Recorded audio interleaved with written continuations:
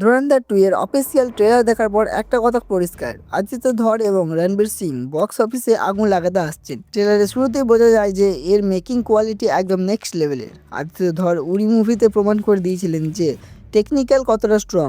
এখানে সিনেমাটোগ্রাফি এবং colour grading এতটাই শার্প যে মনে হচ্ছে কোনো হলিউড স্পাই থ্রিলার দেখছি। অ্যাকশন সিকোয়েন্সগুলো খুব রিয়েলিস্টিক এবং গ্রাউন্ডেড। রণবীর সিংকে আবার সেই চেনা এনার্জিতেই দেখা যাচ্ছে। তার লুক এবং ডায়লগ ডেলিভারি বেশ ইন্টেন্স, বিশেষ করে তার চোখের চাউনি আর অ্যাকশন করার সময় বডি ল্যাঙ্গুয়েজ এক কথায় অন্যবদ্য। তিনি যে একজন টপ টিয়ার অভিনেতা সেটা ট্রেলারের প্রতিটা ফ্রেমে ফুটে উঠছে। সঞ্জয় দত্তকেও ট্রেলারে যে লুকে দেখানো হয়েছে তা সত্যি ভয়ঙ্কর। তার নিচে প্রেজেন্ট রণবীর সিং এর বিপরীতে এক সলিড টক্কর দিচ্ছে।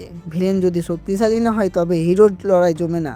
আর এই ট্রেলারে সেই ব্যালেন্সটা খুব সুন্দরভাবে রাখা হয়েছে। ট্রেলারে ব্যাকগ্রাউন্ড মিউজিক এক বিশাল পাস্ট পয়েন্ট। মিউজিকটা আপনার হার্টবিট বাড়িয়ে দেবে এবং অ্যাকশন সিনগুলো আরও বেশি পাওয়ারফুল করে তুলেছে। থিম মিউজিক বেশ ক্যাচি এবং লাউড। কিন্তু এবার গল্প এবং রহস্যের দিকে যাওয়া যায়। ট্রেলারটি বেশি প্লট রিভিল করেনি, যা ভালো। একটা বড় মিশনের ইঙ্গিত দেওয়া হচ্ছে, কিছু হিডেন এলিমেন্ট রাখা হয়েছে দর্শকের মনে প্রশ্ন জাগাবে। বিশেষ করে ট্রেলারের শেষের দিকে কিছু রহস্যময় শট দর্শকদের থিয়েটার পর্যন্ত টেনে নিয়ে যাওয়ার জন্য যথেষ্ট। অনেকের মনে হতে পারে এটি একটি ট্রিপিক্যাল স্পাই ইউনিভার্স মুভি, তবে আদিত্য ধরের ডিরেকশন স্টাইল আলাদা হওয়ায় এখানে কি নতুন কিছু পাওয়ার আশা করা যায়। ট্রেলারটি এক কথায় ব্লকবাস্টার। ইয়াসের টক্সে পিছিয়ে যাওয়ার এখন বক্স অফিসে রণবীর সিং এর একছত্র আধিপত্য তৈরি হওয়ার সম্ভাবনা প্রবল। এটি অনায়াসে 1000 কোটি ক্লাবে হানা দিতে পারে।